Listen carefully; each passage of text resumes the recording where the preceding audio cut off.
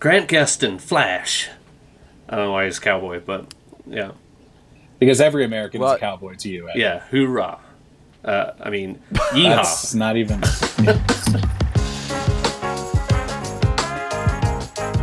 Hello, everybody. We're back for round, what is this, 5? 5. Can't believe it. We made a whole month. Welcome back to Punch Drunk Nerd, where we got 3 hombres, 3 amigos coming, talking about nerd shit that we want to talk about, okay? I don't care what you want to talk about. This is about friends coming together and talking about what we want to talk about. But hey, if you want to join the conversation, come to @PunchDrunkNerd and let us know. Our Twitter followers are growing. It's now from 2 to 3. Can you believe it? Hey. We got a third one? We got a third person following us now. We're doing great. Is it Sarah? It is. So, I said, hey, Sarah, why don't you give us a follow? That's what you need. If you love this show, why don't you say, hey, buddy, follow @PunchDrunkNerd. We're growing. We're starting. This is an empire that is going to reign. Yeah, if each of us could like recruit 3 friends to follow, and then they could recruit 3 friends to follow by next week, and then we'll sell knives. Exactly. This is a pyramid scheme. Why we talk about pyramid schemes? Because we're going to talk about Moon Knight later today. And, Moon Knight is based on Egypt, pyramids, boom. We have Easter eggs spilled all over this podcast. Now, my name is Luis Gonzalez, and with me is... Miguel Sanchez. And Deadpool. That's right, ladies and gentlemen. And so... we're going to dish out the news that we like, that we're into. Then we're going to talk about Moon Knight, and then we're going to end it all up with what we've been watching, okay? What we've been liking, what we've been into, all that kind of jibber jabber. Now, we're going to get right into the news. First things first, today we're recording this on Wednesday, and did you know you can now go buy tickets to Doctor Strange and the Multiverse of Madness, okay? Go get the tickets. I was trying to get the tickets today, and it was a pain in the ass to do it, okay? Really? Yes, I am an AMC Stubs member, so I pay a monthly fee to get it. And my preferred theater, we've talked about this, is Dolby Cinema. I want to see it right away, and I want to see it at the Dolby because you're getting great sound and great visuals. I highly recommend. But very difficult to get those tickets. AMC servers were overloaded. They were crashing. If you went to Twitter today, you would see everybody complaining. They say, AMC, what is up? And even trying to go to Fandango, that was having issues. I know some people are having success. But, a couple hours later, I finally got the tickets. So I will be going. There you go. I will be going on Thursday, and I will be watching Doctor Strange at the Dolby. And I actually had a similar experience. I was trying to buy Morbius tickets the other day, and the site just kept crashing. Yeah. Wait, it was crashing for Morbius? Just every time I clicked buy tickets, it said no, and I don't know. It just didn't happen. We'll talk about Morbius later today in our feelings. It's not in our run of show, but it should be. No. You know what? I'll add it into mine because I did get a peek and gander at that monstrosity. Doctor Strange. Okay, of course I got the tickets. Get your tickets now. But what I wanted to bring up is, and this is the news part of it, is that the runtime has been released at 2 hours and 6 minutes. Now, my initial thoughts, I see it on the internet, people are split. People are like, it's not enough time. I expected there to be more. This is going to be a whole movie. And for me, honestly, about goddamn time that we get a movie that is just 2 hours long, okay? Yes. We cannot keep doing these huge 3-hour epic movies. Batman, barely I'm going to let you slide on that one. Like, it was his first movie, and I thought 3 hours already, that's a little too much. What's going to happen when we get his third movie? Is it going to be like a 4-hour movie? Oh, God. Like, like these movies, like, I want to be able to turn them on in the middle of the day, and, 2 hours, fine, I can do that. But when it gets to 3 hours, that's a huge portion of my day, and I think I'm happy to see that we're getting some trim, some fit storytelling with Sam Raimi. And what are your thoughts, Miguel? I read something on the internet about this as well when the runtime came out. I think it was yesterday or so. That most Sam Raimi movies clock in around this time frame, like about 2:10. And so a lot of people were making the argument that this is just how Raimi works, and this is the kind of product he's going to put out. I'm kind of on the side. I don't really care how we got there. I'm on the same side as Luis. I don't think every single movie needs to be 3 hours long. I know Ed 2.5. Ed differs in opinion. Yes. Ed likes those long movies. Well, hey, where do you have the time, Ed? Where do you have the time? Might as well be a TV show. Go ahead. My first well, here's the thing. Hey, well, that's my thing. First off, not every movie is 3 hours. It's just not. Secondly, and trust me, I know. But like I think it's just gone in the way of how people take media these days through streaming, and they're able to binge a whole fucking season in a night. Yeah. But when it comes to a movie, oh no, that stretches my attention. I just want to point out the counter argument to that is I do not binge shows either. You know what I mean? Like, I hate sitting for long extended periods of time on one thing. So I differ on that. I'm not a binger. Also, to jump on that point, some nights you're not binging. Okay, yeah, I have the option to binge. You know, if I get to watch another episode, then great. That is 2 hours. Another episode, great. That's 3 hours. But I have the choice to decide if I want to watch another episode. And if I'm going to decide to watch a movie, that is the movie that you're committing to, and you need to set aside all of those hours. You know, sometimes with a show, I can say I can dedicate 40 minutes, and hey, I want to watch another one. At least I get a complete story in 45 or an hour. I don't think I'm also specifically advocate for, I need every fucking movie to be 3 hours. Not even remotely. I think true. If it is a well-told story and an immersive one, like for instance you mentioned the Batman and movies like Endgame. Right. Well, yes. And 3 hour. The Irishman was 3.5 hours, and that might be debatable for a lot of people. I know that really is a stretch of the limits, but like there are also movies that are that long where you feel every fucking minute go by, like Drive My Car and Whoa! Oscar-nominated film, Drive My Car. Oscar-nominated? That is a long fucking movie. Blade Runner 2049 isn't a 3-hour movie, but I could tell you that movie's almost 30 minutes too long. Because you feel the time. If it's not justified, if it's not like pulling you in, if you can tell that like time is ticking, then there's a problem. It's like there's excess or there's just enough. And like with movies like the Batman and stuff, I'm all for it. In regards to Doctor Strange, I was genuinely surprised, and I'm also here for it. Like I'm here for a very just like let's get to it. No, especially these Marvel movies. Yeah, there's so much Marvel content, shows and movies. And it's like, okay, a quick 2-hour romp I can handle. You know, because if you think I about will say it, this. Oh, go ahead. No, sorry. Well, just to your point about the shows, the Marvel shows, like that they're telling that story, and you think about like Falcon and the Winter Soldier, they're telling that story in like 6 hours, 6 episodes. So it's like, and a lot of that you could have cut out, you know what I mean? So it'll be interesting to see where this picks up. And I guess we have had so many setups for the multiverse that this is the one that finally tackles it, I guess. But I think it's also going to be the one that completely breaks the door down. We've been teased, and I feel like this is going to bust the door open. So now that when we do Ant-Man and the Wasp and the Quantumania, like that's going to deal with the multiverse as well. We got Loki also dealing with the multiverse. I think this is just going to be like the doors are open. This is what we're doing. You know what I mean? So my question, don't think it's Sorry, so you guys don't think this is going to be resolved in this movie?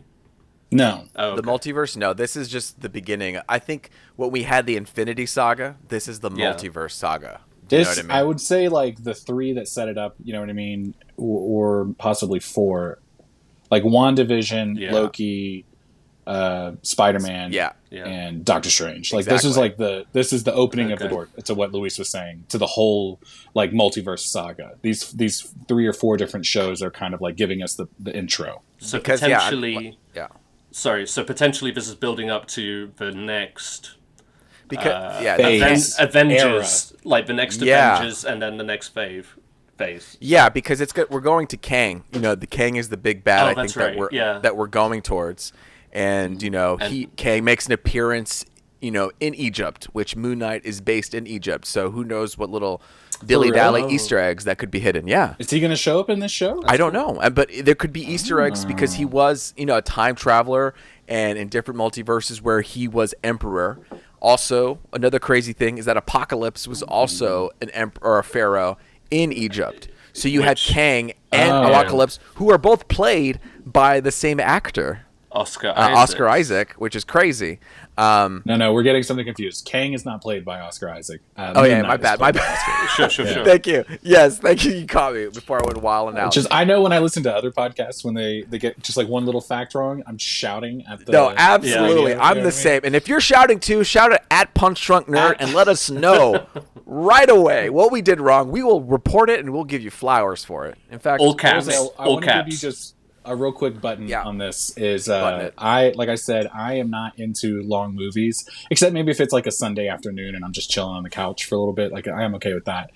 But Ed knows I'm not into long movies, and quite a while back, he invited us to go see the movie Blue is the Warmest Color. Oh yeah. Luis, you familiar with this movie? I know of it. I haven't seen it though. It's like a lesbian love story set in France or whatever. That's all I remember. Yeah. And I said, Ed, listen, I don't really do like period pieces. I don't really do, you know what I mean? It's just not really for me. I don't really want to. And he was like, Miguel, it's like a quick 2 hours, just in and out. And I said, okay, we'll go. And I swear to God, at like 2.5 hours, I'm like reaching for my phone in my pockets. I'm like, what the fuck is taking this so long? I pull out my phone. It says 2.5 hours. I get on IMDb. It says it's going to be like 3+ hours long. And he totally lied to me just to get me in the theater. I want to say that your wife, Kristen, was a part of that. We both knew what we were getting into. Wow. And like Kristen was my into that also because I wanted company to go see that movie. I didn't want to be that one white guy going in to see the French lesbians kiss. Oh my god. Or whatever. Even though it's like it's actually like a great movie, but I'm sure it's great. But I know. But no, I mean, yeah, that was, sometimes you gotta push those limits, I guess. I will never forget. I will never forget. Push those limits, folks, okay? So if you have a friend who's got a fiance or wife or a girlfriend, that's how you get them. If you ever want to, like, just convince them. Trick your friends into seeing a movie you want. Yeah. That's the way to do it. That's the Ed Ball tactic. Enlist help. Wow. Hey, we did the same to Kristen when we went to go see The Witch. We told her it was a black comedy. We did do that, and that was my like retribution. I remember doing that because I was like, no, if it's gonna happen to me, it's gonna happen to the people that I love. Yeah, exactly. And she liked it in the end.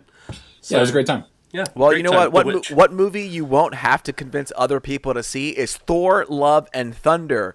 And ladies and gentlemen, the press tour has started. Okay, Miguel, you sent this text message.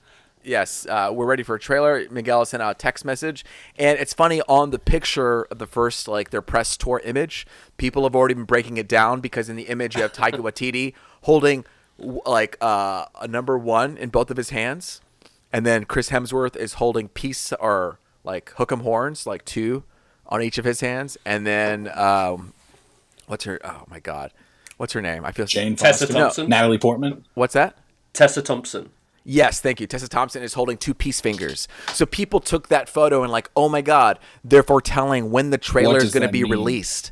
And some people have said that as the numbers are added up together, that we should be expecting something on April 11th, 4/11/2022.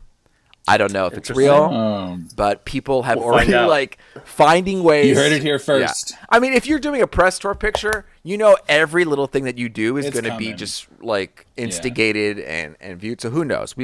You'll know in a week if a trailer does come out. But I don't know. I feel like that might be a little. Maybe people are just throwing peace signs.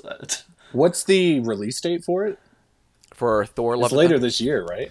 I think it's next year. I thought it was the summer.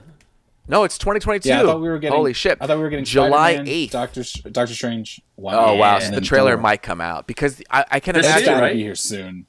This year, yeah. Okay, yeah. And I can imagine that they'll want to play a trailer in front of Doctor Strange of their next, which is totally Thor: Love and Thunder. There it is. So sometime between the Moon Knight release and Doctor Strange coming out, we'll get a trailer. Yes. But I said it once. I think I talked about it. When did I talk about it? I think it was just in a private conversation between us. But this movie brings in a new character called Gore, who is the God Killer. He's fairly new, but he's all. And so, like, if you really kind of want to be the person who's like, I'm going to get into comics and I'm going to find out all the Easter eggs, this one's super easy to get into because sometimes when you read a comic, you're entering into like the middle of a scene and you're like, who is that? What is that? What's going on? And what? Hey, but this one starts right from the beginning and you can really get a clean narrative all the way through. It's about 12 issues, I think, or 6 issues that has to do with Gore, 6 or 12 or whatever between those, at Punch Drunk Nerd if I'm wrong. And you just read them through and you get to see the origins of Gore, how he became, like, why does he hate gods, and what is his mission to annihilate them. And you also get Thor, who's kind of going through his journey. And the way that the story's told is that you see Thor in 3 different timelines. His past version, when he's like a young buck and like obnoxious. Then you get Thor that we see now, the God of Thunder, who's kind of like an Avenger Thor. And then you get Thor, King Thor. So he is now king of Asgard, and he's kind of weathered and has lived a long life, and they all kind of come together.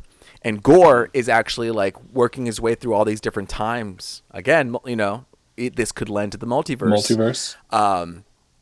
But if I highly recommend it's Thor God of Thunder run by Jason Aaron. And I think it was originally published in 2013. But yeah, I'm going to tell these 2 folks to read it. If you want, you can borrow my Marvel subscription. You guys, it's really cool. And it has a great artist too.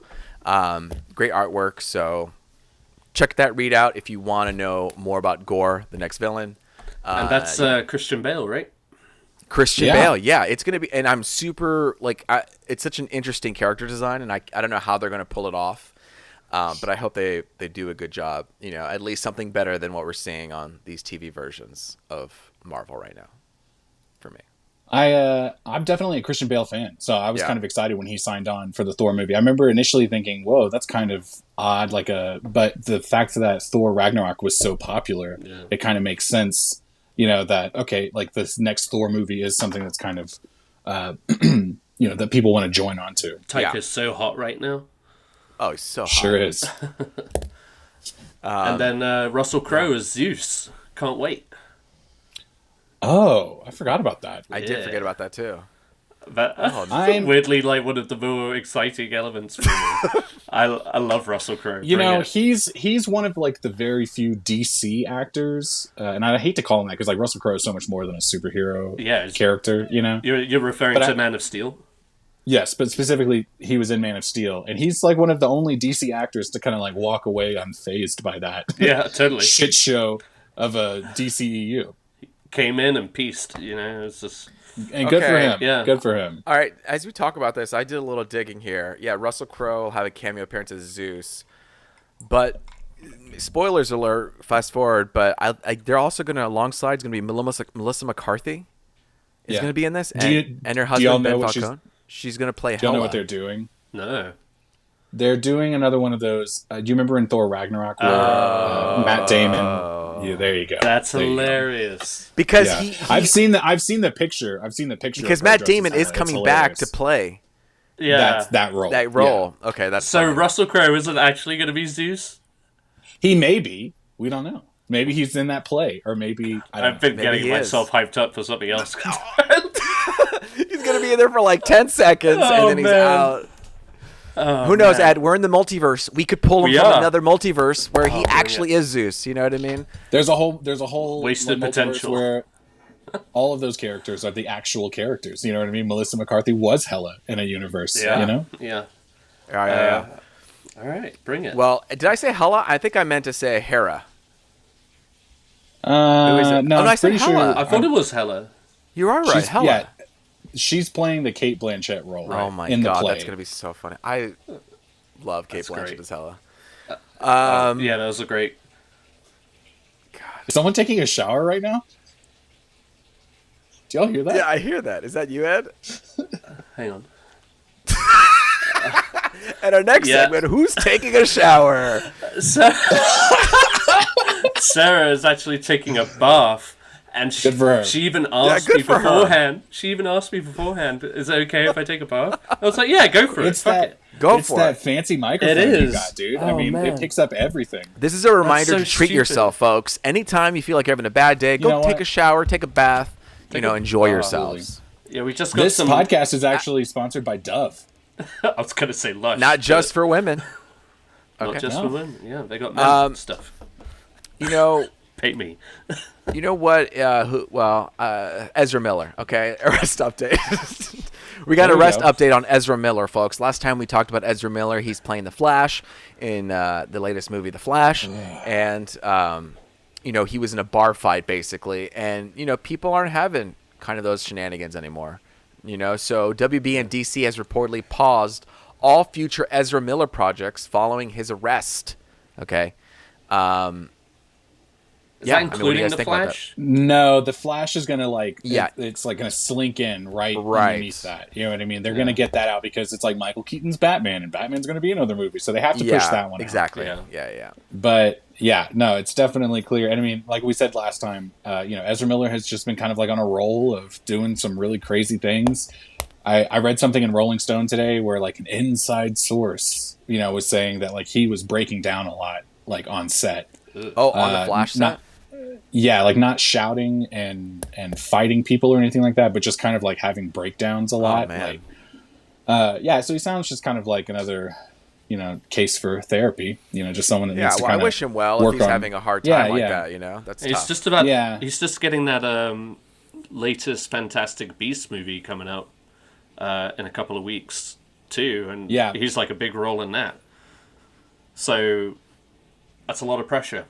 Two big franchises, kind of. Especially, I haven't heard good news. I haven't heard good reviews on the newest Secrets of Dumbledore. So who knows how he's feeling about that? That franchise has kind of been falling apart. I mean, can you believe that the last one was 4 years ago now? I fell asleep during that movie. Yeah. I never saw it. I didn't see it. I won't watch it, but I'll give it my thoughts. It's all right. I mean, people are pushing for Grant Gustin. He's the CW's Flash. People have always been wanting them to go there. And in fact, have you heard about this? No. Now, I don't know if you know about this, Miguel, but the CW did a crossover, a huge. Every year they'll do like crossover events. And so, like the something of tomorrow or whatever. Yeah. And they'll have like different like ways to bring all the Arrowverse together, like Arrow and Flash and Supergirl and all this stuff. And their last one, which was a while ago, Elseworlds, was this whole idea of again like different multiverses, and that's how they were able to tie in actually the Tim Burton Batman with even this Arrowverse. You know what I mean? They had an actor from Batman make an appearance, and even one of the appearances, Alexander Knox. Is that who it was? Well, that was the character name from the Tim Burton universe. Oh, he's actually UH alumni. Did you know that? Yes, I did. University of Houston. Isn't that wild? We're from University of Houston. Go Cougs. He's an alumni. And so anyway, my point is that I'm trying to make is that no, it's fine. Ezra Miller actually popped up in the CW Elseworlds thing. So there has been a crossover, and there has been a meet. So you can go online on YouTube and look for like the CW Arrowverse and Ezra Miller, and you see Grant Gustin, the guy who plays the Flash, on the CW, like face to face with Ezra Miller, and they're like, "Oh my God, what's going on? Are you real? What?" So I think fans have been pining to have Grant Gustin to be in the Flash. So I'll say this. I don't think that as much as the internet wants, you know what I mean? Right. Sometimes the internet is kind of like a child. You know what I mean? True. It really wants XYZ for whatever project. Today it's Grant Gustin being the Flash in the DCEU.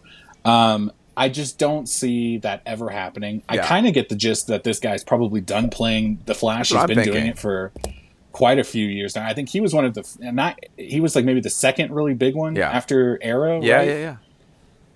So I just don't see this guy. I mean, unless, Warner Brothers is like, we're going to pay you so much money to come in and do this movie. Yeah, you can retire after this kind of situation. I also, and this is I have not watched the show, so this is not really me dogging on him or the show or the product in general, but he does kind of give off like a TV actor vibe. And I don't know. I will say this also: the DCEU is just shit at this point, so it's just like whatever. Go ahead. Yeah, throw something at it and see what works. Yeah. I've seen some good actors go on TV, and it's like they do give a TV off performance. I think sometimes it is the director, and just like this is the style of show that you don't really have to. That it's more like Control over or whatever. soap opera, you know what I mean, than like grounded. So who knows? Like maybe taking him into a good director, a good script. He could take a better suit. Yeah, but yeah. And I think who knows? But I don't think it's gonna happen. I feel like he's like the girl who Melissa Benoit, who played Supergirl. She's done. She's like, I played Supergirl for so long. I'm done with it. Like he's been playing the Flash for so long. I imagine he'll be done with it soon. Like how long can you keep playing a role? Until you're just like, I got to move on. But what do you think, Ed? You know about it. I will just say that his name sounds like a comic book character. So That's true. It's very Grant Gustin. Grant Gustin, Flash. I don't know why he's cowboy, but yeah. Because every American is a cowboy to you, Ed. Yeah, hoorah. Yeehaw. That's not even... Yeah. Well, the only character I want to talk about, guys, is Stephen Grant. Okay, we are rolling into our discussion for Moon Knight episode 102, Summon the Suit. Okay, where we're going to have... where we have more Oscar Isaac saying every British slang you can possibly think of. It's like they've got a checklist. It does. Honestly, it's like you get drunk every time he purposefully, like they are putting in a British word so many times to have him. And you know what I noticed in this episode is that they gave a lot of those like British isms to other side characters to say back to him. So, because I was telling Kristen, because I made Kristen watch the first episode with me today. I watched the first one and then the second one again. And I was telling Kristen, isn't his accent so terrible? He's saying all these like British words that I just feel like are really like whatever. And she was like, well, I think British people say these words and that's why he's saying them. And I was like, I get it, but they just don't roll off the tongue. But then I noticed like the security guard, the boss, a couple other characters, they'll say other words back to him that you're like, oh, this is meant to sound believable. But like when he said bruv, the bruv. Yeah. Bruv. I was like, stop. When he calls him not good. When he calls Mark twit, I roll my eyes so hard. It's just like, first off, adults in England don't talk like that anymore. That's like, twits is like an okay word for kids to use kind of thing. If you're going to call something anything with a TWT, it's a twat. But obviously it's a Marvel show. But yeah, it's just like, I noticed that too. Like a lot of people just come back with like bollocks and bloody, and it's just like not. It reminds me of V for Vendetta. You guys seen that? A long time ago. With Natalie Portman. It's the same kind of. It's literally the same kind of thing. Man. And so many characters in that movie say bollocks and shit like that, and it's amusing. You know what? When you watched when you were watching WandaVision and you saw like, oh, every episode is a different era, and then you learn it's like because she loved these TV shows as a kid, and so she was able to cope with Vision's lost by putting themselves in the world of her favorite TV shows. I wonder if because his dissociative identity disorder came from trauma. So what if he is like, what if this bad British accent is like on purpose, where the only thing that finds him comfort is like watching old like Oliver Twist movies or something like that, and he has this like accent that he's pulling from like old British movies, and he's just like wants to go back to the time when he felt safe, and so he's putting on this very old school, almost Hollywoody accent. You know what I mean? I don't know if it's going to happen. I'm just trying to give the poor guy benefit of the doubt. You know what I mean? I'm not dogging on it. He commits to it, and it works. Does. But it is noticeable. It's like, especially it's when they feed him those. Yeah. Exactly. Yeah, it's like when they say those specific lines or whatever, they have that just like random banter, bruv. It's just like, bruv. All right, you're just having fun. It doesn't feel believable, but we'll let it pass. Like somebody from America went over to England and talked to some people and wrote down some favorite isms. You know what I mean? Yes.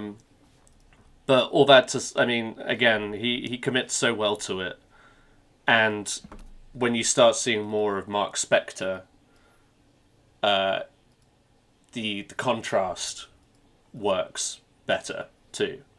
And it's like Absolutely. he's like, and I'm probably just like being very obvious with this, but I'm just thinking about it.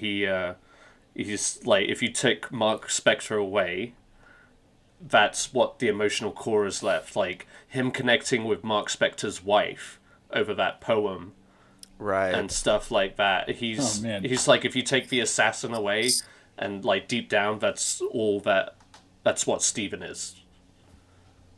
Because That's he has true. no like natural like reflexes or anything like that. He's very awkward. He doesn't have any confidence.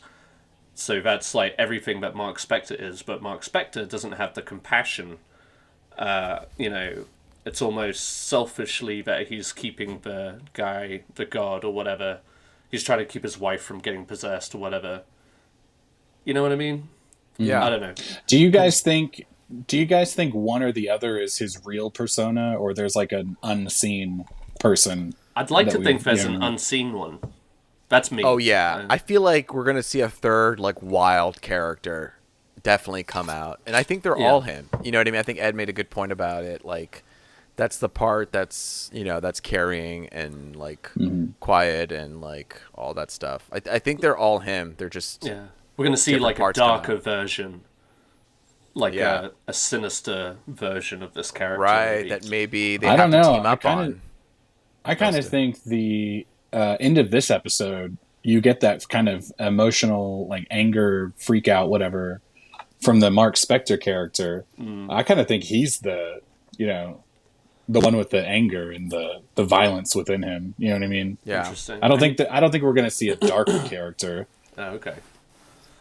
You think he like Steven will overcome it? So I asked because I kind of think that leaning more towards Steven is closer towards his. He's like nerdy and weird and whatever, but I think that's closer to his real person. Maybe I don't know. I do. Maybe just because we've only seen him basically as he's like the POV for most of it. Yeah. Maybe that's why I assume that. And Mark could be the person he had to become when he grew older, because like as a mercenary, you kind of have to be tough and you have to be cold-hearted and you kind of have to have like cut off emotions. So that's the only way to survive. But I think maybe Mark is who he was as a little baby. You know what I mean? Like cute little Steven. Like how he was just so sweet and innocent and loved like being a little nerd.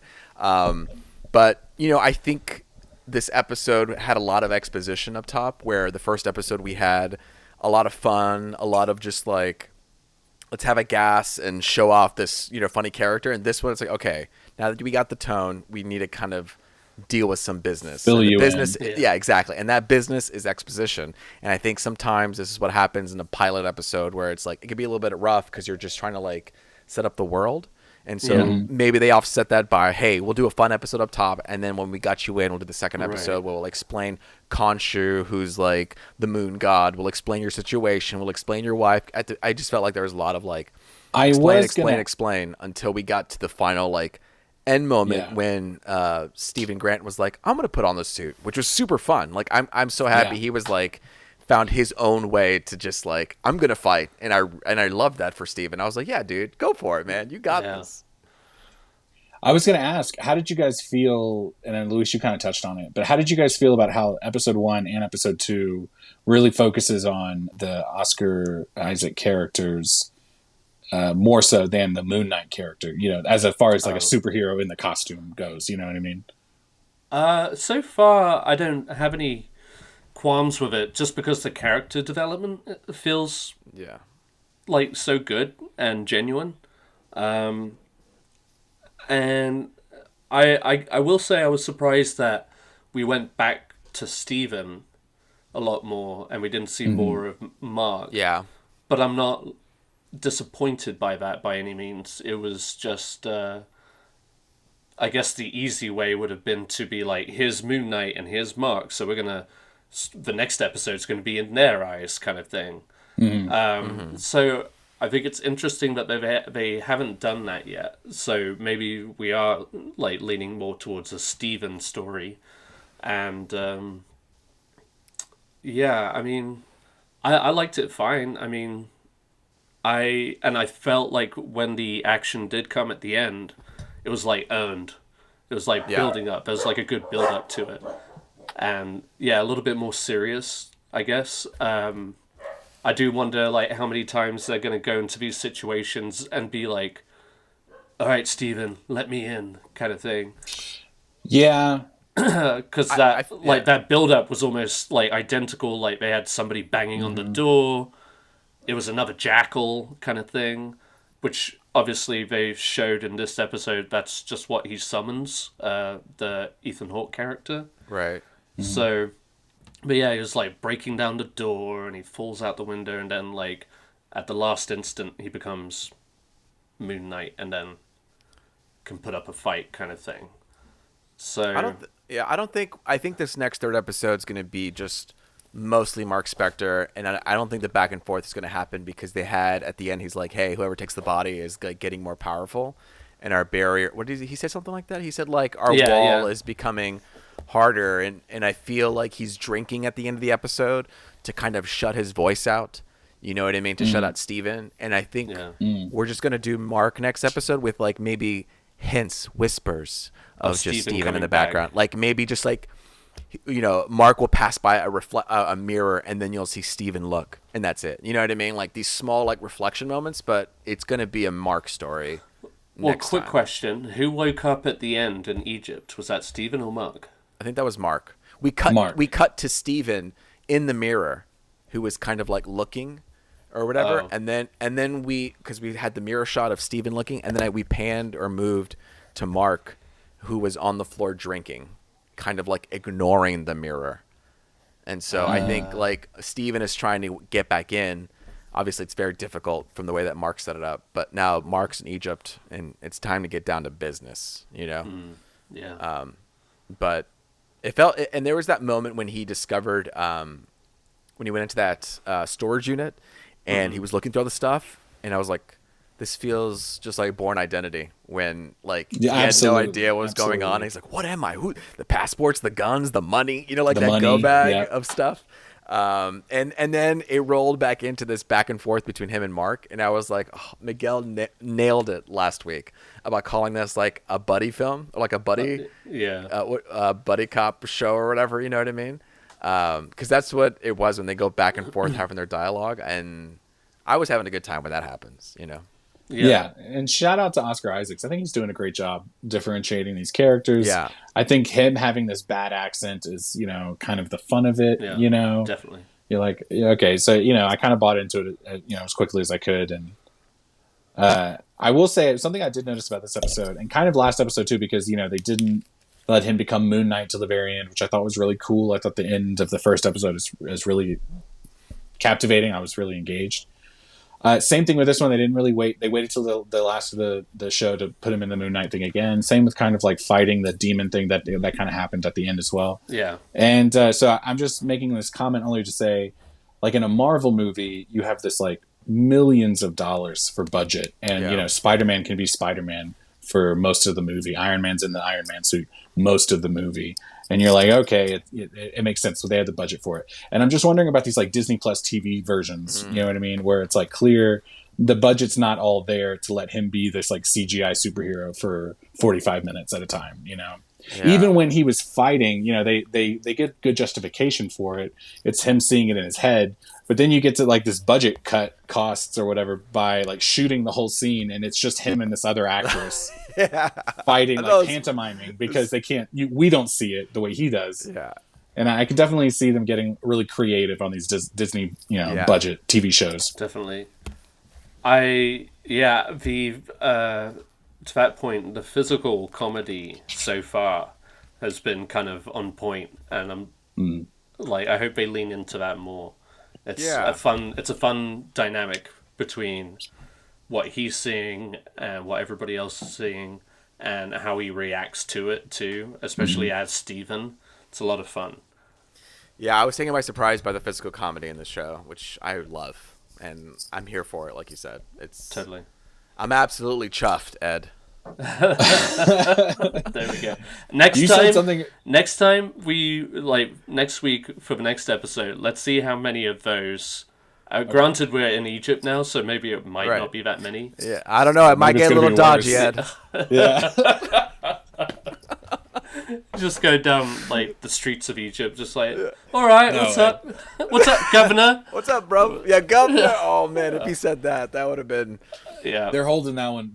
Yeah, exactly. Right for the end. Final episode. For the last is like, all right, governor. I did love that little gag because I was wondering, like on the character posters leading up to this release.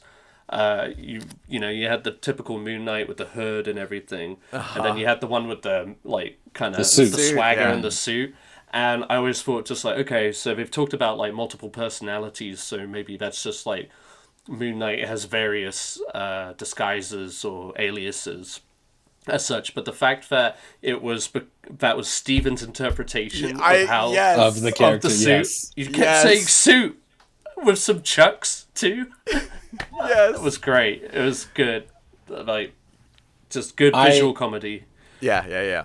Yeah, I agree with that. I was kind of surprised by that because I had seen the picture, not just the picture from the Moon Knight Disney show, but also like that's a suit he wears in the comic books. And knowing nothing about the comic books, I associated that with like a cool kind of suave version of the character. And you're not wrong. And you're not wrong about that. Okay. That's how I just from just the page what I thought was happening, and so the fact that they are kind of turning that on its head, exactly, it gives it something fun. And I remember Oscar Isaacs or who maybe it was Kevin Feige or someone was interviewed saying like how the fact that Moon Knight has just been through so many iterations and you can do whatever you want with the character, and I can see that they're really having fun with it.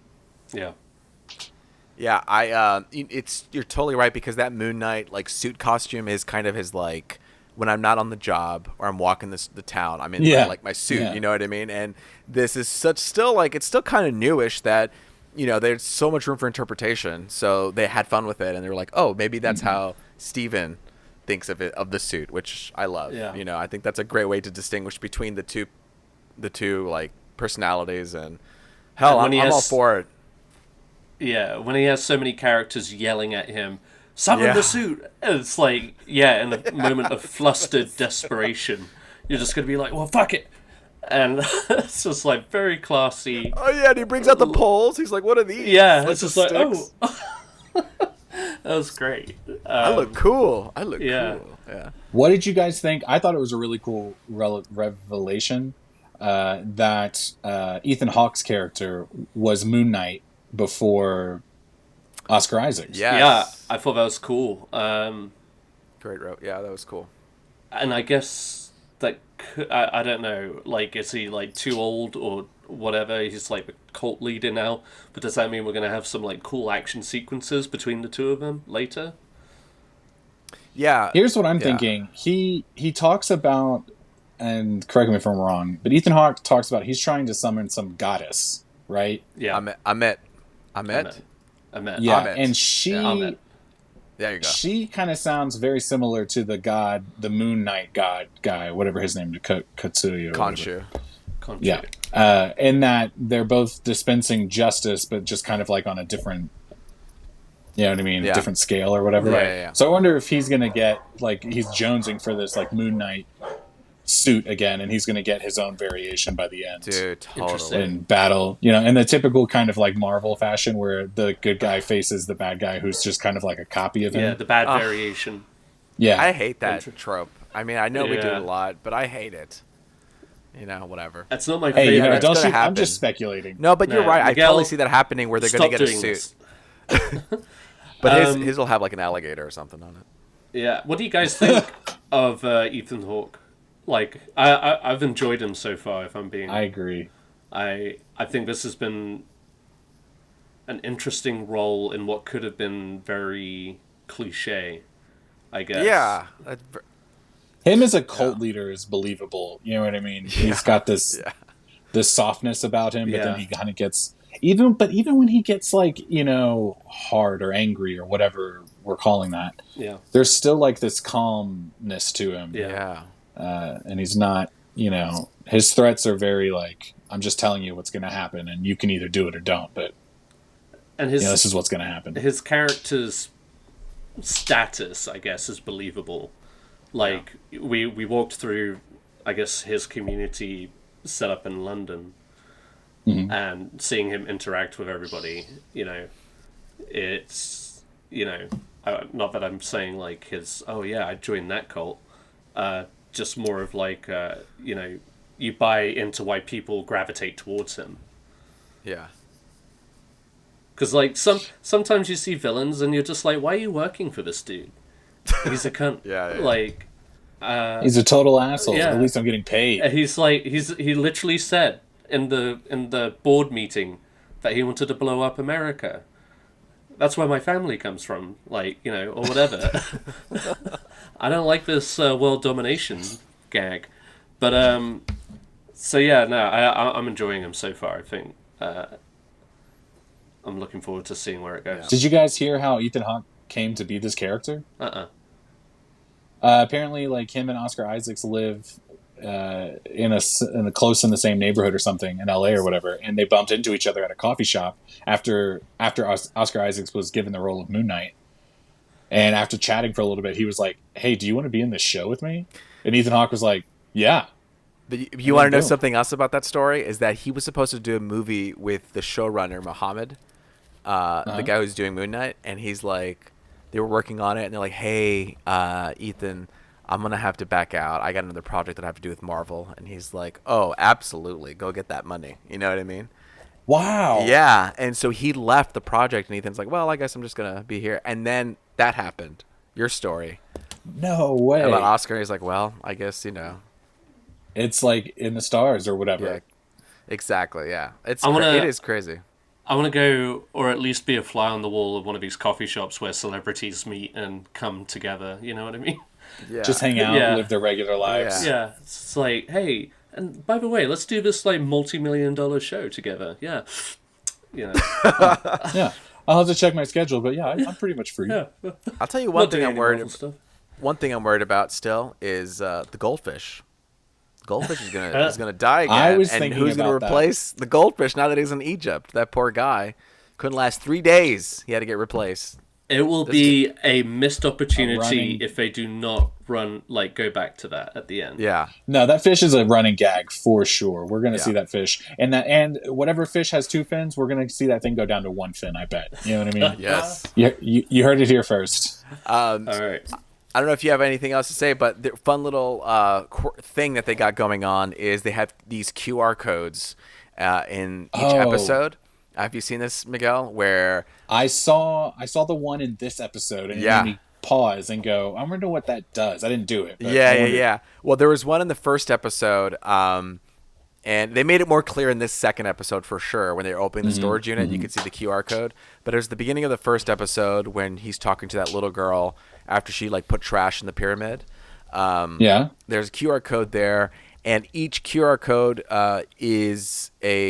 will connect you to Werewolf by Night, which in that comic is when Moon Knight first appears. So you get to see the first appearance of Moon Knight if you scan that QR code, and then if you scan the QR code for this episode, you'll get access to the second appearance of Moon Knight in Werewolf by Night. Cool. So they just Man, it's just like a fun little interactive thing. When I saw that today, it reminded me of when movies will put a real phone number. Yeah, you know what I mean, on the screen, and then you call it up, and it's some line that's been dedicated to whatever the movie is. And they did that with the Batman too, didn't they? With URL Rata.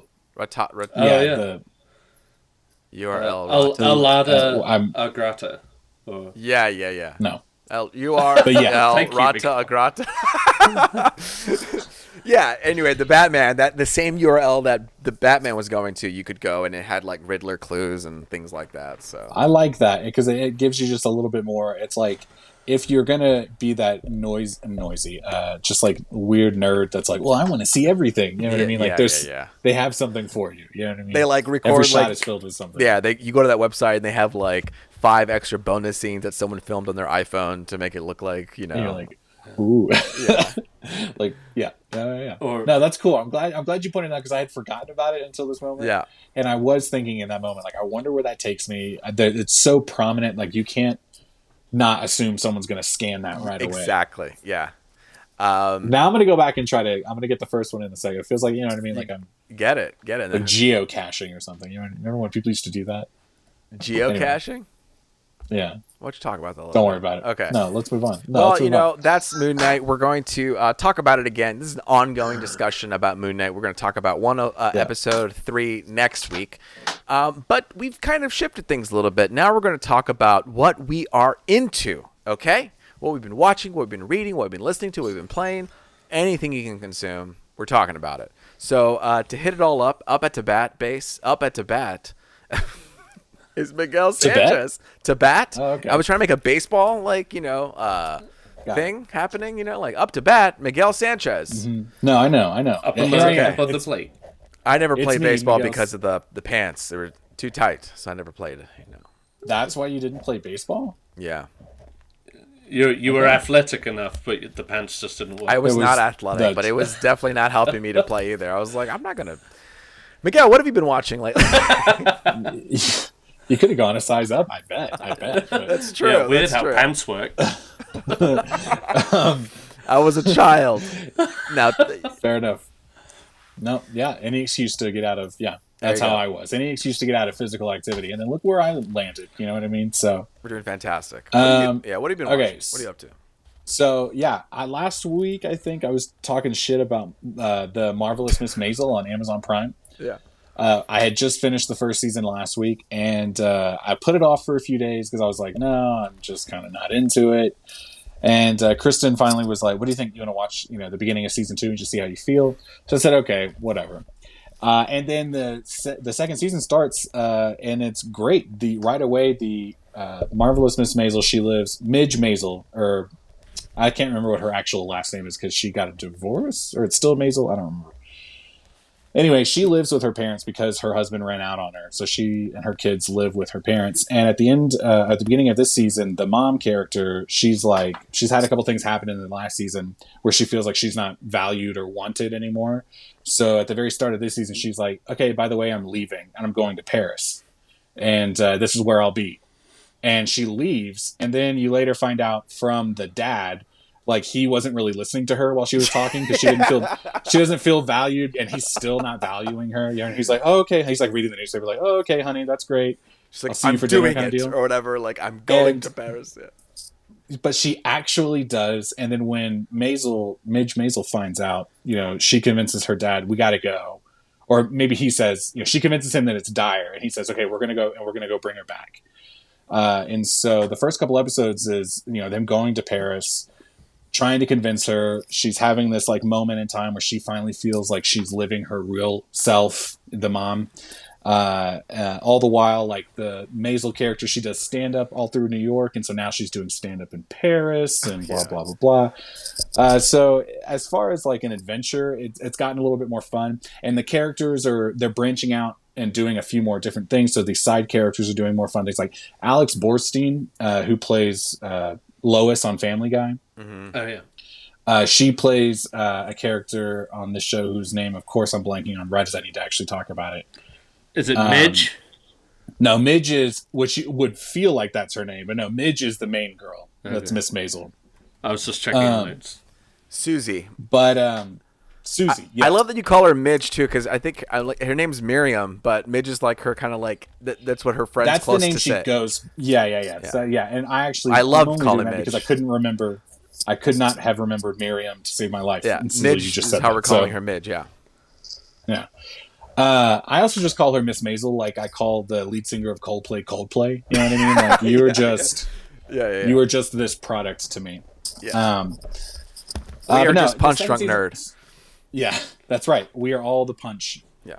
But no, so I'm only 3-ish episodes into the season so far, so I haven't finished it yet. I will say it is much more engaging. The characters, I find myself actually laughing out loud a lot more.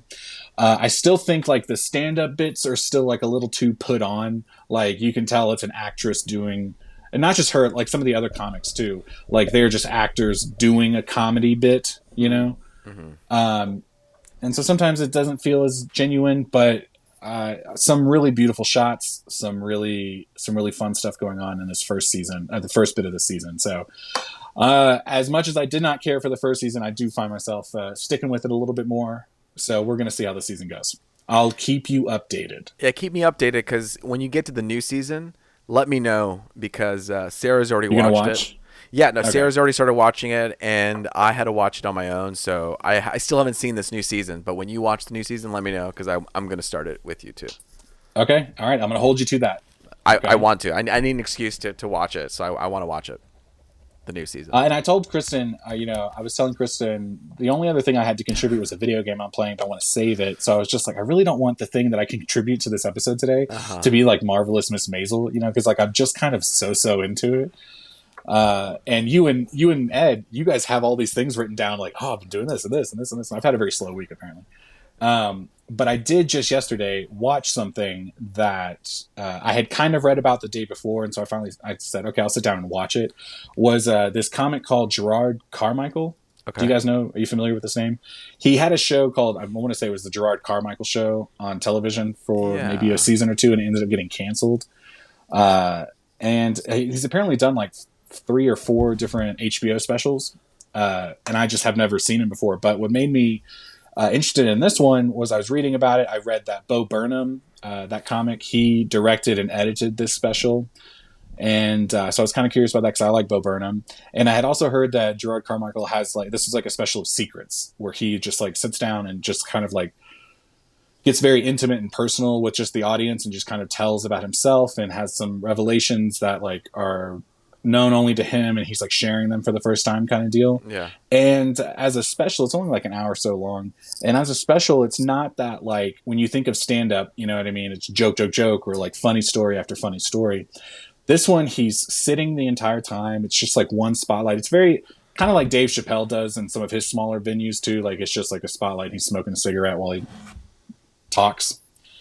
And it's just these like, instead of it being like joke to joke or bit, it's like a funny musing, and then it's a lot of like silence in between. Like he's thinking, what does he want to say next? How is the audience going to react to what I'm going to say next? So he just takes a lot of these pauses, and then eventually, as the show goes on, like 1 or 2 people kind of in the audience start talking back to him as he says things. And so then he kind of has a small conversation with them. And then by the end of it, like 3 or 4 or 5 more people in the audience will start having this like kind of connection to him and will say something to him and he'll respond to it.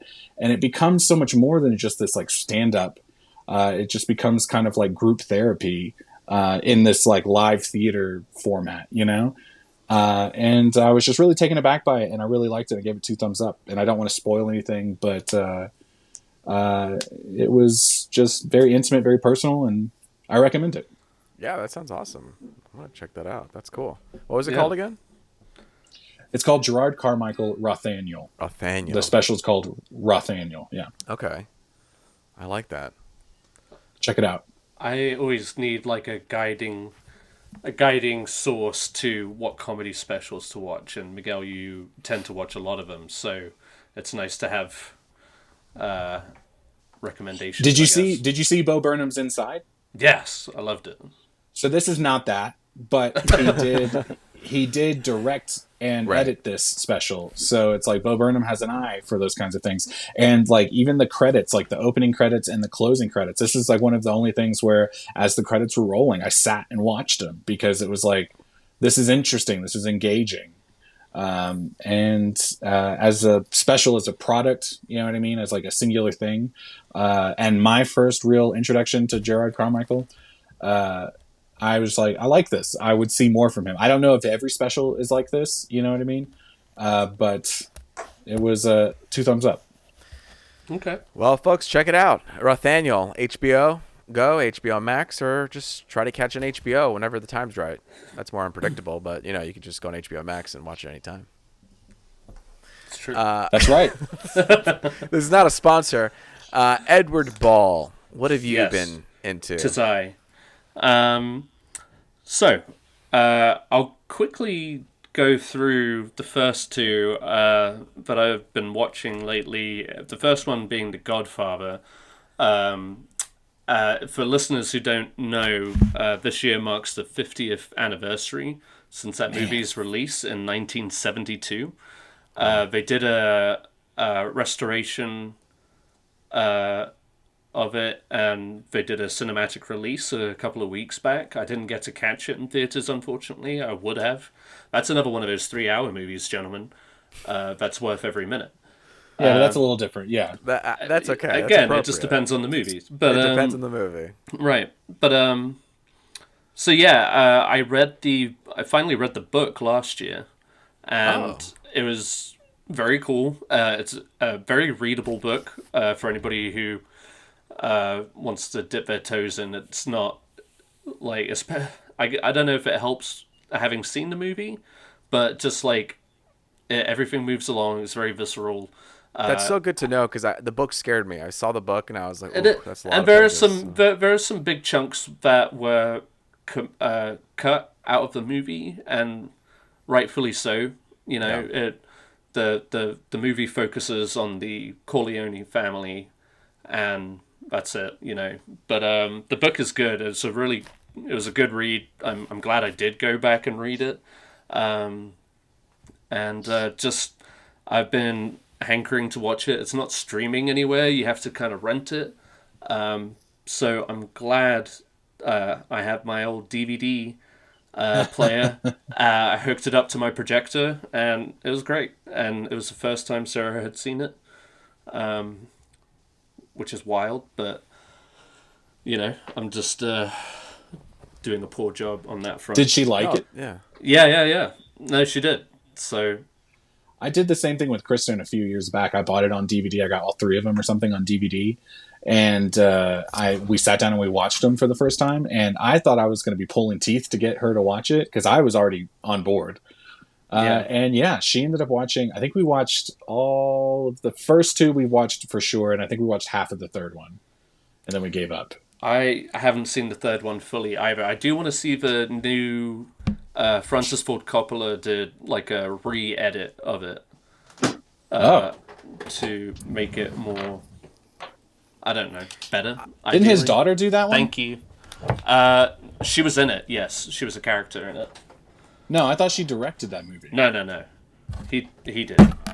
Okay, that makes more sense then. I was she like, was wow, still kind of a slap in the face. Early 20s or something. But she is also a director, right? She is a director. Okay. I want to say her first directorial was The Virgin Suicides. Didn't she date? What's it called? People are screaming at me right now at the. Yeah, she married Spike Jonze. Really? Yeah, her and Spike Jonze were a couple, and when he did her, that was a story about her Spike Jonze. Spike Jonze. Sorry, I'm thinking Spike Lee. No. Spike Jonze.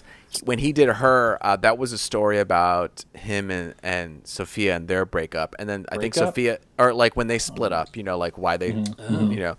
And then Lost in Translation was her story about their breakup. So you have these 2 different interpretations of like, you know, when they broke apart, she made Lost in Translation and he made her. And that was like 10 years apart, easily. Yeah. Right? Crazy. So he stewed with that for a while. He stewed with it, yeah, because they were married till 2003. Lost in Translation came out in 2003. You know, quick side tangent. I love Spike Jonze when he shows up in movies randomly, like as a cameo character or whatever. He does that a lot. Loved him in Wolf of Wall Street, and I liked him in Moneyball. Moneyball, one of my favorite sports movies. I haven't seen it. I want to see that movie. Really? Yeah, he's Luis. Yeah, Brad. I want to see that movie. Yeah. Was married to Jenny. Why am I blanking on her name? From Forrest Gump? From Forrest Gump. Somebody help me out. Jenny. Robin Wright. Robin Wright, thank you. Yeah, and Robin Wright then gets remarried to Spike Jonze in Moneyball. And so they have a scene where they're all together, and it's really awkward because he tries to like be a part of the couple making decisions, and Brad Pitt shuts him down really quick. So no, sorry, random tangent. But yeah, I like Spike Jonze. He's cool. I didn't know those facts about him, so I will watch her with different eyes. Yeah. Okay, so the next 2 I'll just like breeze past because Miguel, I know a couple of weeks ago you talked about Impeachment. I want to talk to you about it though. So I mean, yeah, let's talk. Well, Sarah and I finally finished it, and I mean, I've been enjoying these crime stories, and this is no different. But all I'll say is just like Sarah Paulson is so fucking good. She's so good in this specific one too. role. It's so yes, so effortlessly done. Like she completely embodies. As far not that I know a lot about Linda Tripp. Have you looked Linda Tripp? Have you looked her up? Yeah. Sarah and I like to do that with these true stuff. She is nailing this character. So good. And then I think Clive Owen was like an inspired choice. Like it was. I thought he was so good at embodying that character. I couldn't tell which way you were going for a second. I thought you were going to say he was an inspired choice, but I didn't like him. No. And I loved Clive Owen. No. I thought he did a great job as Bill Clinton. This is one of those good examples of where like casting directors need to get like awards. Absolutely, 1000%. They need to be called out. Yes. Them and this was some shit that. Yeah. Edie Falco as Hillary. Everybody gets like such brilliant moments throughout this. What is great about Edie Falco is she is credited for that. She is like a cast member. She is not a guest actor on this show. You know, she is credited in every single episode, but Edie Falco really is barely in the show. Yeah. And I'm like, shout out to Edie Falco. She got that paycheck. Yes, you know what I mean? She was like, I'm showing up. And she got a great scene. I mean, there's whole episodes where she's not even in it, and at the end they'll be like, Edie Falco. Yeah. Like, it's in my contract. You better pay me for that, you know? Mm-hmm. Yeah. Good for her. And she is pretty good. I was a little worried when it was like, oh man, what is Hillary? Because Hillary Clinton also is kind of like a tough character to play. Yeah. You know what I mean? But yeah, no, I think all three of them, and I did kind of mention, and I'm curious about this, I did kind of mention the Monica Lewinsky, Beanie Feldstein plays Monica Lewinsky, and I think she's doing a really good job. She really does a good job about capturing that like naivete of the character at the time, you know what I mean? And I was surprised to see, like, I looked up certain shots, like there's one scene where she like hugs Bill Clinton at a press event or whatever. And I was like, no way that really happened. And it did. Yeah. It's like they based that on like a real footage that they had. So, what did you think about her as Monica Lewinsky, or Monica Lewinsky in general? I guess like going into the show, I guess I really thought I knew more than I actually did about how it played out, like the whole Linda Tripp thing. Sarah apparently knew about the whole cigar thing, which I won't go into detail, but I wasn't aware of that. Apparently that was a very open thing. Wow. Which is crazy. And Sarah's just a handful of years, not much, and I'm not saying much, but just a slight bit older than us. Like, I remember when the Bill Clinton thing happened, I remember I was in like second grade. Yeah. So like my whole understanding was just like none. No, yeah, she was definitely like a little bit more aware of it, kind of thing. Mm-hmm. And that was crazy. In regards to Monica Beanie Feldstein, I thought she was great. I thought she played that kind of that role where, you know, at first they play very much with the idea of just like, oh, she is just a stalker and a very intense person and making too many assumptions about the relationship. But on the flip side, she plays it so well as to how she was just pulled along, and you know, and then not only that, but just enduring all of this fucking press and just like humiliation at the hands of the Republicans and stuff like that. It's just like, God, you feel so bad for her. And I mean, they do a very good job at. And I know Monica Lewinsky was a. She's like a producer or something. Yeah, she's a producer. She greenlit like every scene that Monica Lewinsky was in or something like that. Yeah, and I mean, I definitely got the vibe. Like, not hated, that's a strong word, but like Monica Lewinsky, the character, not Beanie Feldstein, but Monica Lewinsky, the character on the show, would just do so many stupid things. Yes. And that's what I mean about that naivete. Yeah. Like, just being this like young in love person who thinks one thing, but really it's another, and just doesn't have that wisdom yet to know how to. I mean, like, straight away, first off, she tells everyone she's sleeping with the president. So open about it. Oh my God. And so many people, especially her roommate. Her roommate was one of the first people that was just like, you're not telling people this, right? Like, you understand, like, this is going to be very bad for you. Like, don't make a thing of this. Yeah. And she just doesn't listen. And I remember there's some scenes where I'm just like, as much as I hated Linda Tripp as a character, Monica Lewinsky's actions bothered me only because I was so just like, you're digging yourself deeper in a hole that you're going to have such a hard time getting out of, you know? Absolutely. But she does, like you said, she does such a great job at making that convincing. Like, you totally buy that for that character, and that she, again, just like over assumes what is actually going on. And, it's very tragic overall. But yeah, like overall the show was good. Like, this is like three for three with these crime stories. I didn't see the Versace one. Kristen tells me I should watch the Versace one. I think you would like it. The Versace one was really good. I really enjoyed the OJ one. The OJ one was good. Yeah. I think in fact, at the end of the impeachment, my mom and some family, they came up to Colorado to visit us a couple of weeks ago.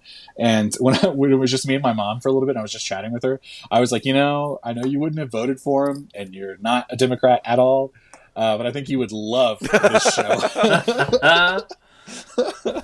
She was like, "Oh, okay, I'll give it I'll think about it." Okay, we'll see. I'm going to follow up with her about that. You can ask her. Moving on to the next show, we talked a couple of weeks about Our Flag is Death, or Our Flag Means Death. Luis, have you finished it? No, I'm like, I think I'm on episode 8. I don't know how many more episodes I have left. 2. It has 10. Okay. Yeah. Then I'm at the part where they get bombarded. Like, Blackbeard leaves, and then he comes back before they get bombarded at the end. So that's where I'm at. Okay. Well, I won't spoil anything. Okay. But you know what? Overall, when we first started this show, I think I had watched like 6 episodes of it.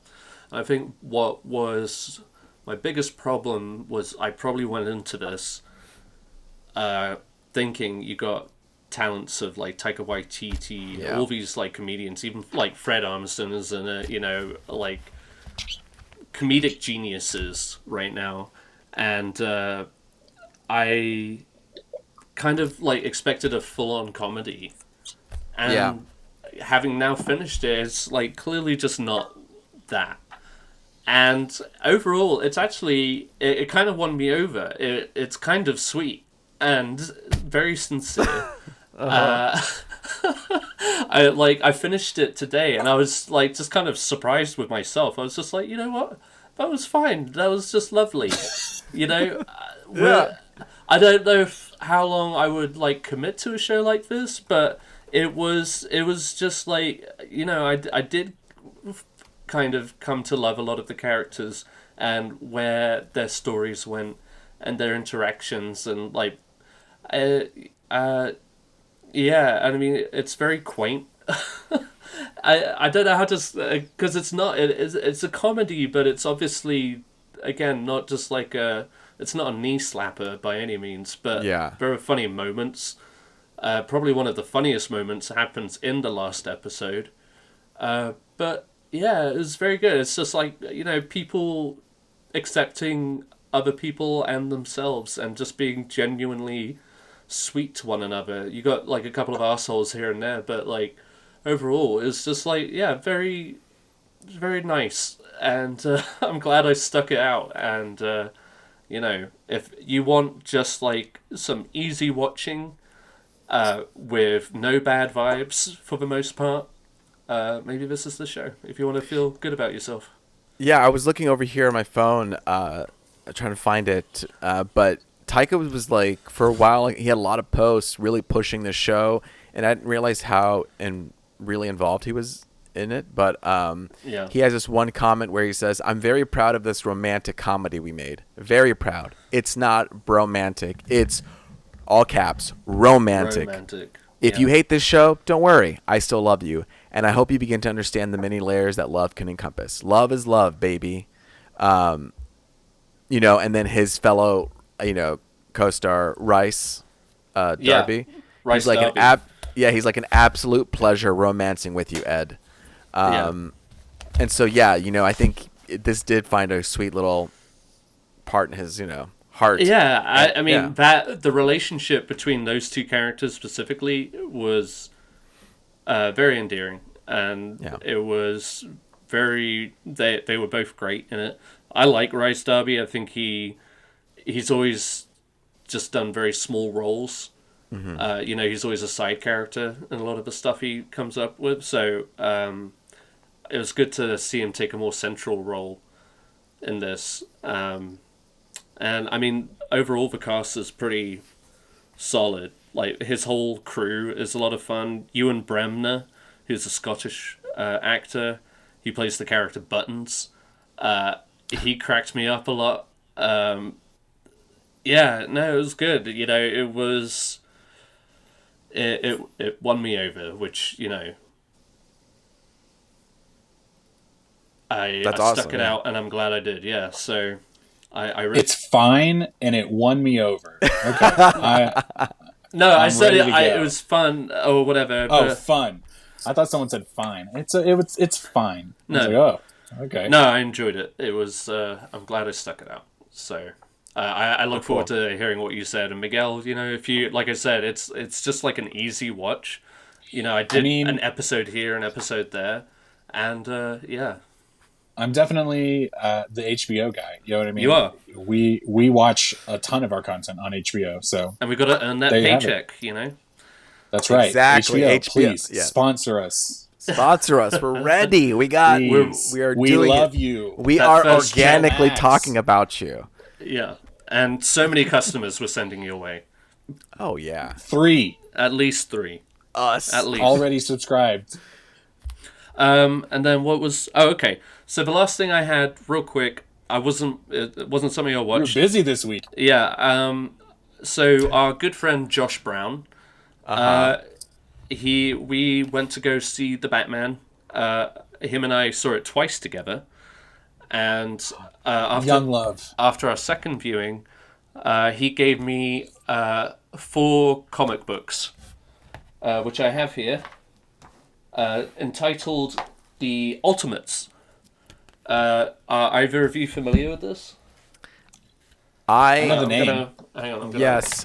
So funny enough, I'm reading the Ultimates, but I think I'm reading the later version that came out in 2012, 15? Okay. Something Yeah, like these that. ones And were from like 02.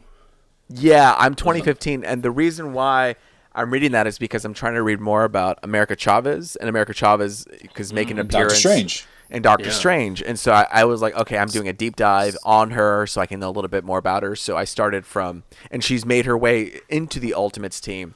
But I don't know anything about these original Ultimates. So I'm super curious to hear your like take on it, because I have like, you know, their later interpretation, and I want to know if there's some similarities, what so they're see, into. So, It was interesting because first off, I think my comic book experience is predominantly Batman. yeah. And so this is really kind of like my first delve into Marvel outside of maybe like X-Men in my youth. Right. So I'm only halfway through. I've read the Ultimates Volume 1 and 2, and then it goes into the Ultimates 2 Volume 1, Volume 2. And so I really did not know a lot going into it, other than it was kind of a alternate modernized view of the Avengers. And it centers on pretty much the same structure. You've got Nick Fury assembling these superhumans and or agents to be a part of the super team called the Ultimate, which is essentially the Avengers. But in this one, it's you got Captain America, who comes about kind of like in the same fashion as we're all acquainted with. Tony Stark, who is still Iron Man, but his suit isn't generated by like a thing in his chest. It's charged essentially before he rides in it or whatever, dons it, and then you've got Thor, who Oh wow. most people didn't realize was like, or don't believe he's like the god, a Norse god. he was like previously in a mental or psychiatric ward because he was raving about being the son of Odin and stuff like that. And he's kind of like this pacifist who doesn't want to join the Avengers, or sorry, the Ultimates, and only does so in certain things. The first big villain in Volume 1 is the Hulk.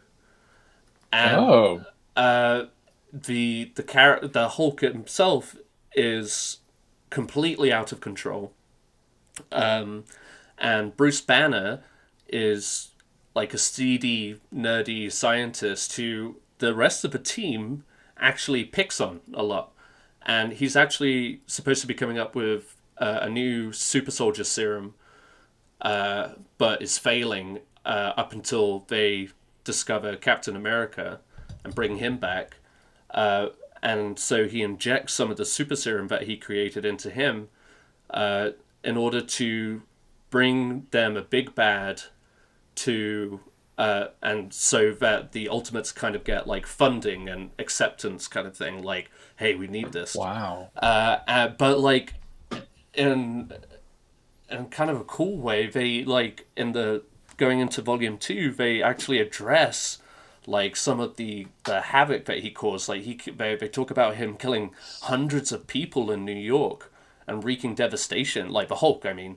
Mm-hmm. And it's pretty intense. There are some really dark turns into it. Hank Pym is like a key character.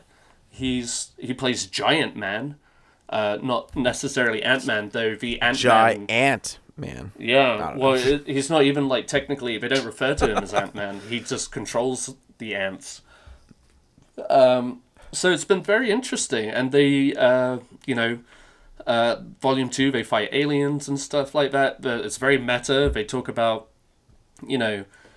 jokingly about like actors playing them, and they talk about like Samuel L. Jackson being Nick Fury and stuff like that, considering this was written and released before? Yeah, in 2002. Yeah.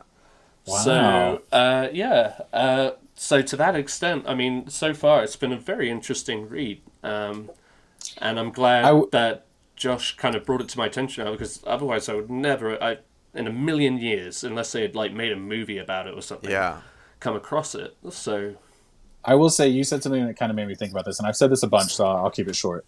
But to me, when the Hulk is the most interesting, is when he is just out of control and terrifying. I thought, as much as people don't really care for Age of Ultron, that scene where Scarlet Witch kind of like tampers with the Hulk or whatever, and then he goes through that city and kind of, he busts everything up. Gets the Hulkbuster to fight him. Right, and then Iron Man has to come and fight him or whatever. And at the end of that scene, people are covered in dust and they're just traumatized and trying to run away from this creature that's been causing all this terror. And to me, I know they had to evolve the character of Hulk to make him, engaging as the storyline went on.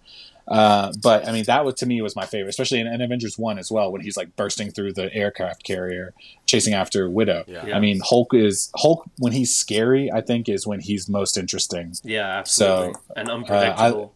I like that they kind of make him the bad guy in this, so I'll have to check it out. Yeah, like I was surprised when you're building up to the huge climax, and it turns out, it's the Hulk. Like, cool. He's the guy, and they all struggle to take him down, kind of thing, because he's like the Hulk. Yeah, the Hulk. Sorry, No, I'm saying that's why it's tough to bring him down, because he's the Hulk. Right. Yeah. Well, this one, what do you call it? When he bursts into the Hulk, that period of time where he blacks out into the Hulk, or whatever you want to call it, it was brought on because he injected himself with super soldier serum, and so it was those two clashing together inside of him. So he was like equally or even more uncontrollable than usual, and not very green in this comics. Oh, interesting. What color is he? At the end of this one, he's kind of like a red color. Oh, Red Hulk. Kind of. But then he's kind of like gray In volume And 2. Grey Hulk. So I'm going to try and hold this up as best as I can. I don't know if And you for those can who want to that. see it, we're on. Oh, yeah, this is on YouTube. We're on Punch Drunk Nerd. If you want to see this, It's very Hulk, much like a he looks Jekyll different, and Hyde kind of thing. Yeah. Um, Does that say and Betty up top? So Yeah. Betty Ross. Spoilers. No. It's almost like in this alternate universe, everybody's like a real dick. Yeah. Betty Ross is a real dick in this. Ultimate dicks. It's just like the ultimate worst characteristics about each of these characters. So yeah, anyway, interesting read. I'm glad Josh brought it to my attention. Shout out Josh Brown. Cool. Josh Brown. And yeah, so that concludes. And I'll probably, like, whenever I finish the next 2 volumes, I'll probably bring it up again. But Nice. yeah, I would, if you need recommendations for comic books, this has been a fun one. Yeah, I was looking into this a little bit more, and the Ultimates, they did this time period where they created a whole other like universe, the Ultimate Universe, and that's where you have like all these different versions, and that's why when you were talking about it, it's like, oh, this just sounds like the cast of Avengers. Why is it so different? And then I'm like, oh yeah, this is in the Ultimate Universe where you have the Ultimates. You know what I mean? And that's why like the normal like 616 Avengers has a white Nick Fury, and this Nick Fury is like the Samuel L. Jackson Nick Fury because it is a different universe. That is like, when you think of like the standard Marvel universe in comics, that's the 616, and this one is Earth 1610. So this is almost like, I think this is a way for people to jump into comics without having the weight of like all the history of it. It's like, hey, exactly. Here's a new universe with these characters that you kind of know, but really they have no baggage, and you can just go and like you said, these are darker characters. These are characters that like they have more room to have fun. And to do things. And I think it's in this universe that, and if I could be wrong, so let me know, is when we have Miles Morales as well, too. He's in the Ultimate Universe. Okay. So, but that's really cool. That's super cool. Fun.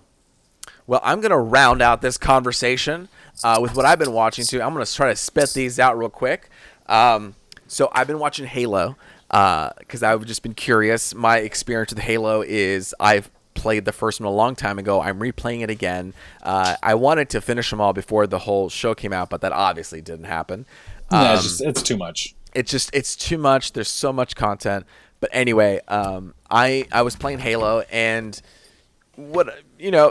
I don't know much about it, so I'm coming into it barely new. I know basic stuff, and I'm enjoying it enough that I'm going to keep watching it. I think it's good.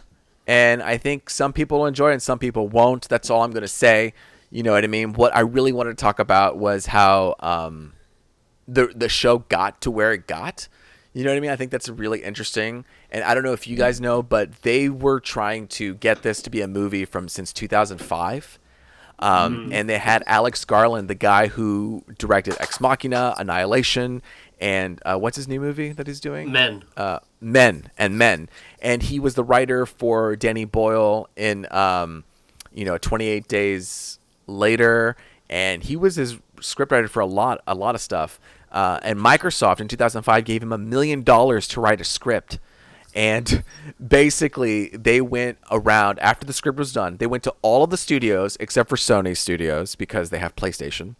They went to all the studios dressed in the Halo like Spartan uniform, and they went in and they gave them the script, and they were like, "You have 24 hours to decide if you want to do this movie for us." And they had all of these demands. God, I wish I had it here, but it was like all these ridiculous demands. Like, we have creative control, we have this much money up front, we have this, and everybody was like, "Yo, we can't do that. Who are you? Not making this is insane." They tried to get Guillermo del Toro attached as director, Peter Jackson, and all these people. Didn't happen. And then Spielberg in 2013. He said he was going to help on it. It was going to be a Showtime production, but Showtime's like, we never done anything that's crazy and big before. Like, we're usually used to grounded stuff, and so they had issues to do it. And it's crazy because this episode has $10 million per episode, but people are commenting how like some of the VFX seem kind of cheap. You know what I mean? And, you know, I think some parts, yes, it does, but I think some parts they're pulling it off. And you're thinking, wow, how is it possible they have 10 millions and the VFX still isn't like up to par? Well, you know, they have 9 episodes, and so 90 million to stretch in 9 hours compared to like normal blockbuster movies like Shang-Chi, Spider-Man. They all have like around 150, 200 million for 2 hours. Yeah. You know what I mean? So they have way more resources and time for shorter, you know, runtime. And so they're still stretching and trying to make it work for television, you know, and I think some people are struggling with that. I think they're struggling with like, oh, this isn't, you know, lore specific, but this Halo is supposed to be set into this thing called the Silver timeline, you know, to play off of like their Silver Troopers and the Silver Screen. So it's just to give them room to separate themselves from the game, to be like, hey, this is, you know, like, we're going to take influence on it, but we're not going to completely get married to it. I think they struggle with trying to expand this character. And I don't know. I mean, we are entering into an era where we have a lot of masked people with the Mandalorian, the Boba Fett, Halo. That's what I was going to say. And there was a moment when they took his helmet off in the first episode, and people were going crazy because in the game, you never see who is under the helmet in Halo. And in I know, like, later in the games, if you beat it on a super hard level, you get, like, a glimpse of his eyes and things like that. But people were like, what the fuck? We're revealing who he is right away. And I think it's just a really interesting how people sometimes can be scared of developing a character who has a mask on. You know what I mean? That they want to take it off at any opportunity. Let me take it off. Let me see the eyes. And I think it's... For me, I think it's interesting how they're able to pull off the Mandalorian and emote without, for the most part, without him taking off his mask. Yes, he's taking it off, and there's big scenes with it. But, like, I'm fine if we keep the mask on. I think we can get stuff done with the mask. Like, let's bring back Judge Dredd and Judge Dredd. Like, I was just about to say Judge Dredd. I mean, yeah, he had his mouth. That was like one of the only movies where. Yeah, he had his mouth. Yeah, but I mean, it was masked the entire time. Yes, I'm not here to watch Peter Parker. I'm here to watch Spider-Man. Exactly, you know what I mean? Man. And they have that moment where we have to show the star, take off the mask, and it's like. And I love that they didn't for that. So yeah. And Keith Urban was so committed. He was like, "No, I'm not going to take the fucking mask off." And that's the type of stuff. They should have made a sequel to that movie. They should have. I know there's drama, and I don't know enough about it. But if you do, let us know at Punch Drunk Nerd, and we'll talk about it. But I love that commitment where he's like, listen, you don't have to see my face. It's not a big deal. I want to honor the story, you know? And I know people are upset about the mask, and it's like, you know, I'm making a big deal, and it's like, oh, does this really influence the story? And, you know, like I said, I haven't played Halo a lot, so I'm not as invested and been with it for years and years and years.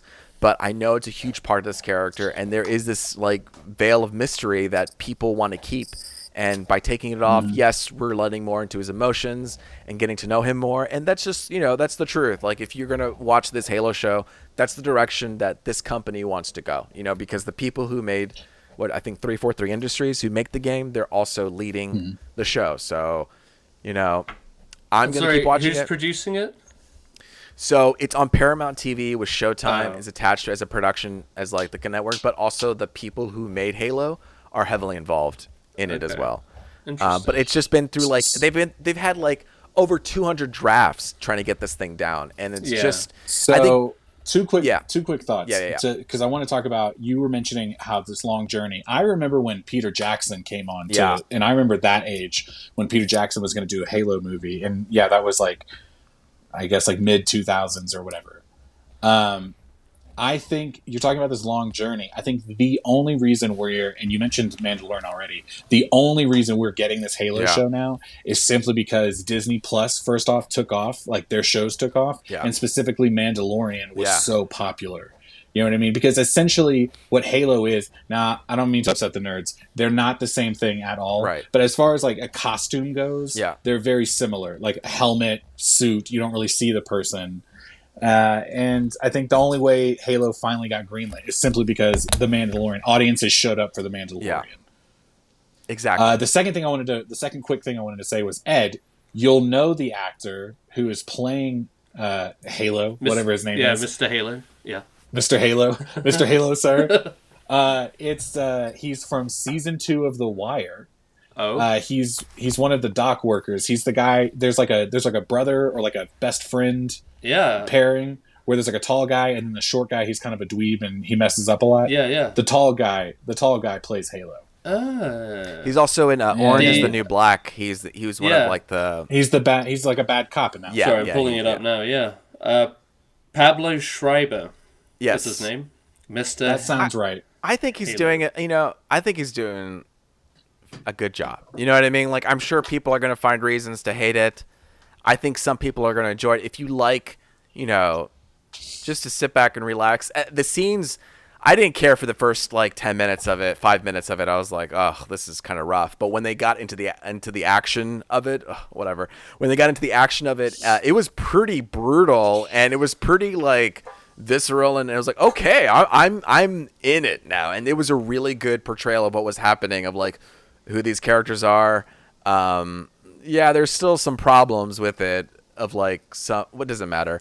But what I'm trying to say is it was cool because like I've played the game even just like recently, and it's like, oh, it still gives off those feelings of like, oh, it's still cool to see like those aliens pop up, and it's still like you can when he's getting shot at, his energy shield goes down, and he steps away, and you have that boop boop boop boop boop, and he has that like recharge feeling, and it happens in the thing where he's like. Boop, boop, boop, cool. And he's shooting, and you see the bullets hit his thing, and you see the shield like deflecting. He's like, "Oh, shield's going down. Let's take cover." And you, wow. And then you have a moment where she drops a gun, picks up another gun, and shoots the alien like you would in the game. There are these fun moments that happen. They're trying to develop things. They're trying to get a new story.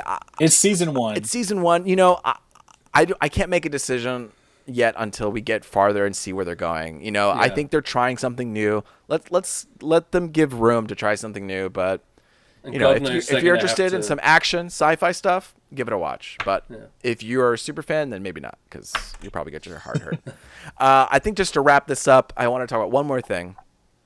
I got a new MacBook Pro for work. New MacBook Pro 2021. Okay, and I was a little hesitant because when I opened it, it had like that little notch at the end, like my iPhone does. And I'm pretty like, I don't like the notch. I live with it and I'm fine with it. It just really doesn't look good for me. I like clean lines, which is why I like the new iPad Pro. Like, it's a very clean line. The square, I love it. So I opened it up and I was like, oh, great. This is notch. But it's fine because the notch goes into where the little top menu bar is, so it doesn't take too much of the real estate in your screen. It's like, okay, it's fine, like it works, and it does give you more room. But I was getting everything set up, and I was playing Hans Zimmer. I was like, okay, I'm gonna listen to some Hans Zimmer. I played some music, and I was taken aback by the sound that this MacBook Pro was giving me. Okay. Wow. I've had MacBook Pros for, I don't know, since 2005 or whatever. And I was just like, whoa, what is happening? Is this coming out of my Mac right now? And I looked some research, and they added there's 80% more bass, and they have 6 speakers. 2 of them are these hit the high end, and 4 hit the woofer bass thing. And it has this thing called Apple Spatial Sound. And so when you're sitting in between those 2 speakers, which is a lot bigger, you do get some weird spatial sound. It doesn't feel flat. It doesn't feel like it's just coming at you at one flat level. You have variances in these sounds. When I was listening to Hans Zimmer, I was just mesmerized by everything. And I was like, wow, I can just sit here and listen. And when you pick up the laptop, it is a little bit thicker. It has some more improvements in it where the charger is now you don't plug it in. It's the magnetic one. So if somebody knocks the charger, it just pops out instead of pulling your laptop to the floor. You know what I mean? So it has that. Nice. It has an HDMI cable, which is great because then you can connect it straight to a TV without any dongles and adapters. And I always use SD cards, and so it has a port for that as well. So I was like, oh, this is kind of thick. But if they're adding that thickness to have that good speaker, those things you need. Bruv, I mean, let me tell you, I love it. Like, I was just so, it's just really cool. So if you're thinking about getting it and you're wondering about the sound, it's great sound. And that's what I'm going to end it with today. Can I ask a question? Yeah, hit me up. Hit me. What's the price range on those things? Oh, I don't know. I just at work I need a new laptop, and then they send it to me. They give you a MacBook Pro. Well, I'm an editor. IGN.com. Let me look at this right now. Okay. Ooh, refurbished back market 2,400. Let me see. I have a 16-inch model. Let's see. 16-inch. I have an M1 Pro. M1 Max. What is that? Why didn't I get that one? I have this one. All right. Okay. So the one I got. Why didn't I get the best one? I know. The one I got was 2,500, so it is a lot. But this is a Pro, so that I could do video editing, like After Effects, like video effects and stuff like that. Yeah. So it's something you don't have to justify it, baby. It's for work. I just, what I mean? It's for work. I'm not paying for it, but it is genuinely for stuff. And like, it's $208 a month for 12 months is what it has as a plan too. So, I genuinely miss having a MacBook Pro. And I had an old one, but it's gone. It's left us now. But I mean, those things are so wonderful on every level. Maybe you can get a MacBook. Let's see, MacBook Air. Yeah. I mean, I don't know. Monthly payments, but I mean, God, I remember when I was scared to go to Apple. It might be worth it. I mean, it's like okay, so this cheap one, the cheapest one I have is $1,000. You know what I mean? I mean, your phone's $1,000. You know what I mean? Yeah. So. Not my phone. Not ads. Oh no, not your phone. But yeah, I mean, Ed, you get a MacBook and an iPhone in the same year, I'll fucking die. I think I'll literally just die. What if I got a MacBook before a new phone? Instead of a phone, you just walk around with it, like opening it up and just having all your calls FaceTime. And can I get the Wi-Fi? I totally would. So, well, I'm gonna cut this short because I don't want to hit 145 on this podcast. No, this is hopefully we're so close to 130. I know. But we're doing good. We did great this time. We're gonna keep doing better. But thank you everybody for listening to Punch Drunk Nerd. We did it under 2 hours. And I'm Luis Gonzalez. We got Miguel Sanchez, and then. Ed Bull, he stayed connected this whole time. That's right. He made it all the way through. So hit us up at Punch Drunk Nerd. Follow, subscribe, like, boom, bang, ding, dang, doom. Do all those things. We need the people. We need the algorithm to pick us up and do stuff. But either way, see you next time. And later, Gators. Later, Gators. I hope that's how I want to start wrapping that up. Just like later, Gators. Later, Gators. Let's do it, guys. All right, from now on, later, Gators.